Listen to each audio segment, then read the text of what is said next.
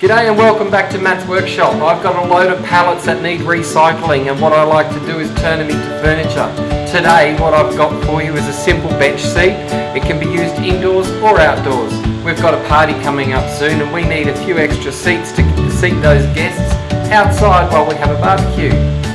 Very simple design, and I hope you enjoy the project. Every good project starts with a plan. If you'd like a copy, just make a comment below and I'll send it to you.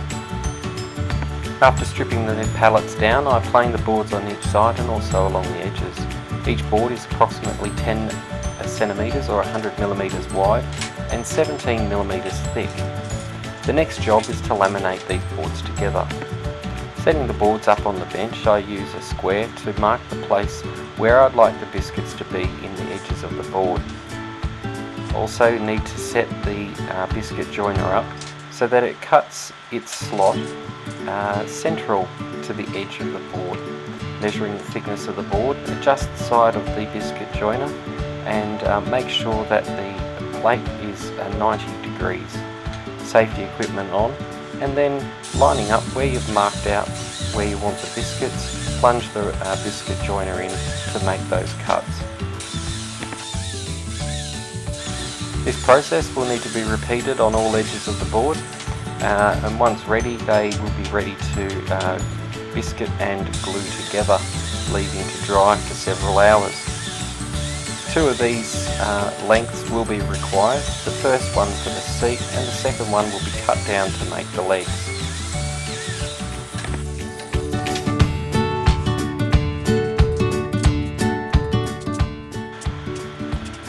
Making sure all the biscuit holes are free from dust, insert the biscuits and apply the glue, and then clamp together and let dry.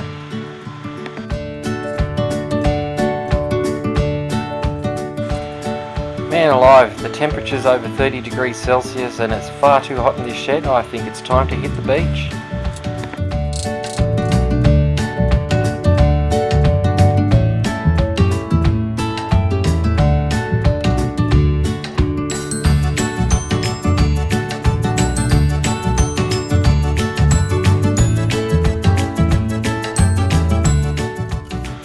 Well, after a nice couple of days down at Phillip Island, it's time to come back and unclamp all my boards, which are definitely well and truly dry, and move on with this project. To take out any imperfections with the gluing and clamping, I run them again through the planer. Now that the boards have been planed down, I need to mark out one of the lengths for the legs, so I'm just measuring it out so that I can cut it down to size on the table saw.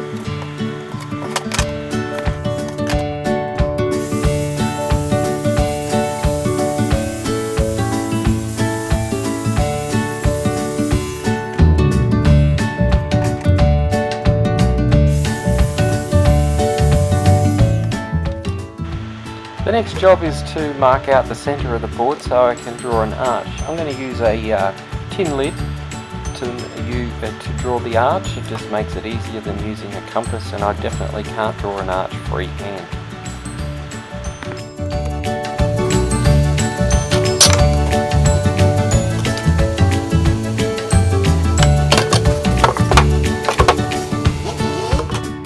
After drawing the arch on one board, I want both arches to match, so I clamp both together to the workbench and using a jigsaw, cut out the arch on the line that I've drawn.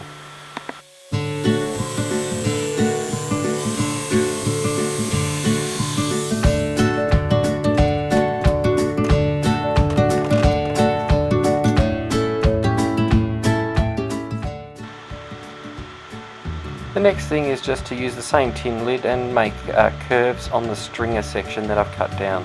The stringer is 1500 millimeters long.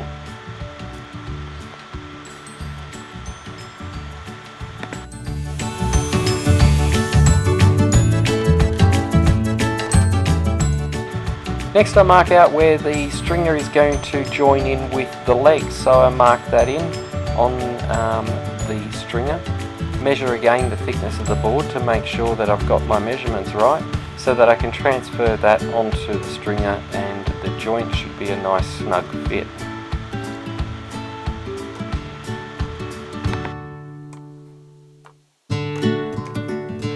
Just repeat marking out on the other end of the stringer, and then using a jigsaw cut out the notches down to the line that you've made.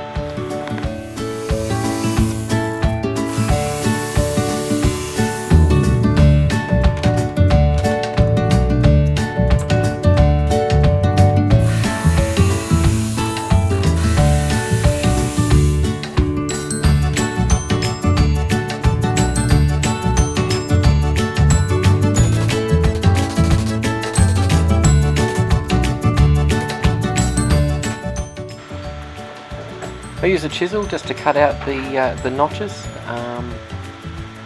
This notch will be repeated on the legs of the board, and then they will join nicely together.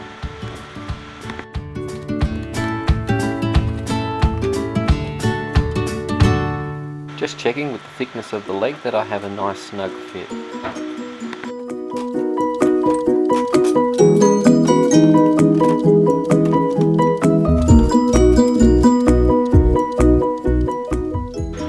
Now it's time to mark out where the notches are going to go on the legs. These will be married up to the stringer notches that we've just made.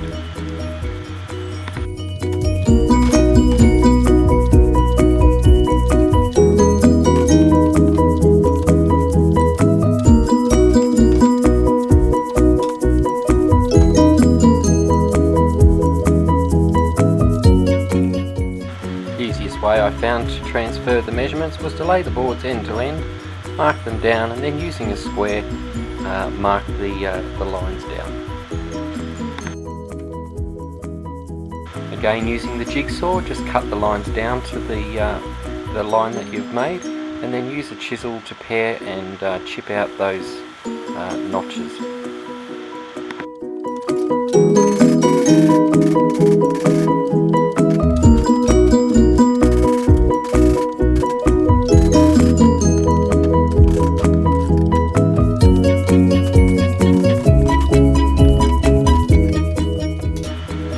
Whoops, just realised I've cut the notch on the wrong edge of the stringer, so just to hide my mistake I'm just rounding off both ends just to make it nice and round. No one will know. Okay, after hiding that mistake I've joined the legs and the stringers together. This is what it looks like. I've actually added a couple of extra blocks in there just for support, as it was a little bit wobbly. Some of my joints weren't quite as snug fit as I wanted them to be. Now I need to lay the bench seat down on top of the legs, mark out where I want the screws to go. The width of the seat is 300mm and the width of the legs is 280mm, so there's 10mm between the edge of the seat and the legs. Using a drill, pre-drill, and then screw down with 40mm screws.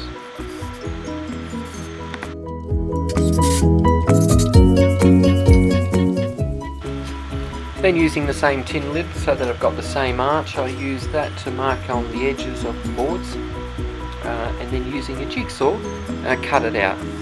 This gives it a much nicer look.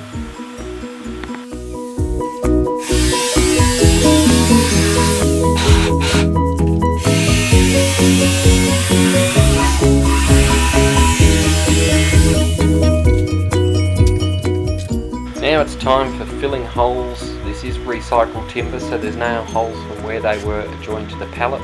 Also filling the holes of the screws that I've just put in. I'm just using a pine wood filler. It's a water-based wood filler called Timbermate. This is easily sanded once the putty or the filler goes a pale colour. Then using my favourite Azito detail sander, just using 120 grit paper, give it a once over to remove all the rough putty and smooth off the edges, getting it ready to paint. Now it's time to give it a paint. I'm using a high gloss interior exterior enamel paint. This was actually a mist tint, so I picked it up nice and cheap from Bunnings.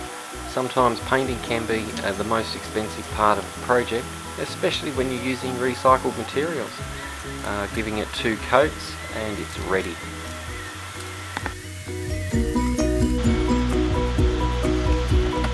Say good day. Thanks for visiting Matt's workshop. With all this hot weather, either head to the beach or sweat it out in the shed and make this simple bench seat. I hope you enjoyed the project. Have a great holiday. Cheers.